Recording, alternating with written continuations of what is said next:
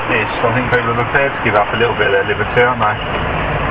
Just a bit. I mean, yeah, it's okay. I mean, if you've got nothing to hide, it's not really a problem, is it? I think we should be just a bit further on what we've allowed here. I think we've been too democratic and we've been too soft. What it's done to people who wish to demonstrate is increasingly worrying. A lot of demonstrations, both at Genoa, at the G8 at Gleneagles, many other places around the world, there is no wish of those who demonstrate, in my view, for violence. They disagree profoundly with what their governments are doing. I'm not saying whether they're right or wrong. I'm simply saying that they should have the right to do so without harassment, intimidation, or indeed being charged, attacked, and being seriously injured. Because the only ones who are going to be allowed to have the big loudspeakers out in the public areas, just like in China, are going to be the state. I must say one of the things that does concern me is Brian Hoare, who camped outside Parliament in the square which actually faces the parliamentary buildings, faces the large iron gates where ministers come in and MPs go in and out. It may be ignored, he may be laughed at, he may be mocked, but at least he is able to do it, and some people may listen, and you may have more effect than we realise. Now, we call that, we used to call that free speech. What about the Freedom Lady, the Statue of Liberty? Well, I did hear a rumor that the Statue of Liberty has been brought in for questioning. She may be with Al-Qaeda. You're probably right. 6 times they've taken me to court. Oh no, we took them to court this time, by the way. We took Mr. Charles Clark, the Home Secretary, and Mr. Ian Blair, the Commissioner of Police. I was the complainant, they were the defendants. And it was found in my favour. It is very much a concern that we've actually got an Act of Parliament which in one of its sections is clearly designed to prevent him or people like him putting across a message which they feel passionately about and which could be heard within the confines of Parliament. I find that very worrying. I bullhorned Parliament 3 days before the law went into effect. George Bush carried out 9/11. Do you think some people in a cave were able to have NORAD stand down? Do you think that people in a cave were able to have all of this happen? It's a total and complete fraud. The New World Order is using terror to scare you into submission, and they will be defeated. And here in this supposed free country where they're trying to pass a law to stop this, they're here to talk to us. I witnessed local activists bullhorning Parliament, and the local police didn't have a problem with that. But as soon as I got on the bullhorn and began talking about pertinent issues, they became very upset and enrolled me into some type of troublemaker database. You've got to understand that government stand to gain from terror, to scare you into submission to attack. Dick Cheney, in September of 2000, openly wrote a document called Rebuilding America's Defenses, and he said we need a Pearl Harbor event. The U.S. government wants to carry out terror attacks to blame it on their enemies. 9/11 was a self-inflicted wound. 9/11 was an inside job. It was orchestrated. It was engineered by the globalists. A few weeks after returning to the United States, I then read in the newspapers in horror that I had indeed been enrolled in a terrorist database.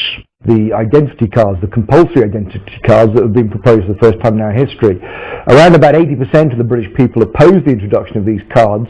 And it's not just cards, it's the databases that go behind that allows the state to access private information and so on. And yet as a result of 7/7, it seems that these things will be steamrolled through our Parliament. Wherever we look at the moment, there are assaults on civil liberties as a result, of course, of the so-called war on terror. Similar guidelines have been implemented inside the United States.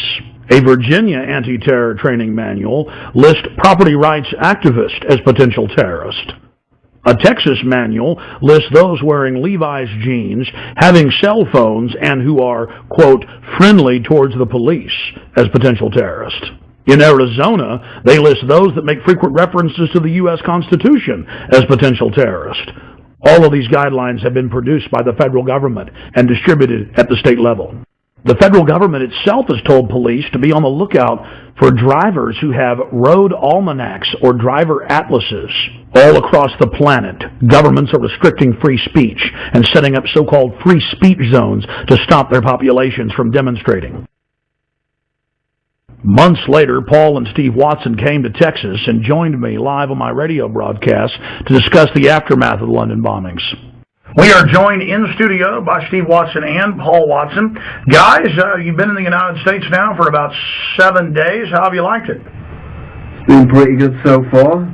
Obviously, it's all Western culture, so it's pretty similar. When we were in London, I mean, there were so many facets to it. But what was it like to have the police march up to you and tell you to turn your camera off when you were just on a public street interviewing people?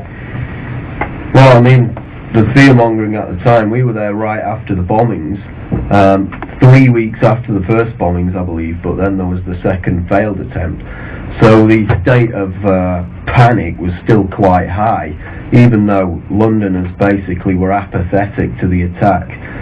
They just got on with their lives. They weren't really buying the government propaganda on it. We had case after case where we'd be out on the street doing interviews with people, and we'd be showing the video cameras, and there were people working right there at the Hard Rock Cafe, and I'm like, look at these cameras, they're everywhere, they're in plain view, and the manager comes out and goes, you know, thanks for showing me that, I've never noticed those. What's your name, sir? Charlie. I'm Alex, nice to meet you, Charlie. How you doing? Good. What do you think of the new symbol of the United Kingdom is going to switch from the Union Jack to the black surveillance camera? Well, you know, there's plenty going on in London, so they need this surveillance camera everywhere. But I mean, it's going to be the new national symbol, or of course I'm being sarcastic, but really, it has become the national symbol.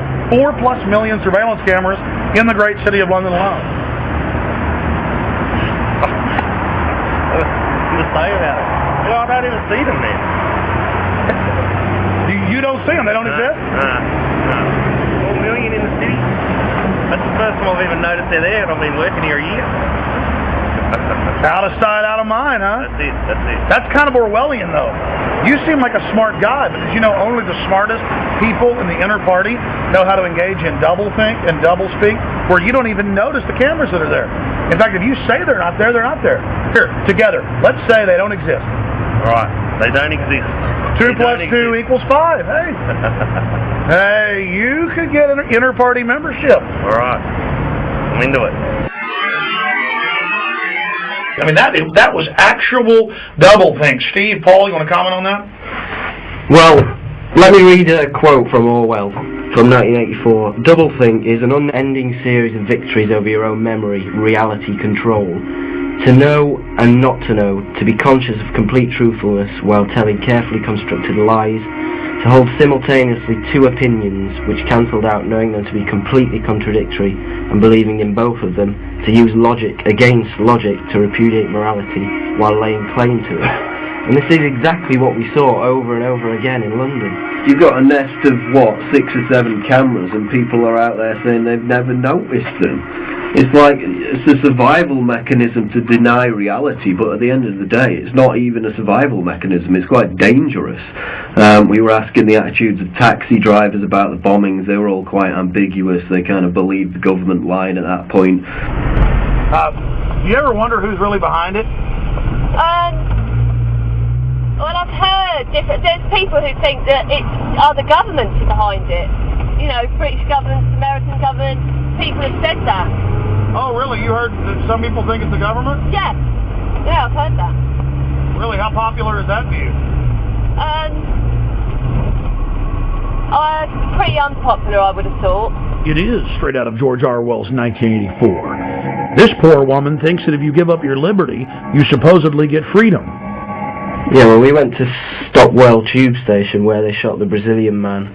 We basically noticed this woman who was working on the fruit stall. She'd been interviewed on the BBC. I'd seen her on there, so we went over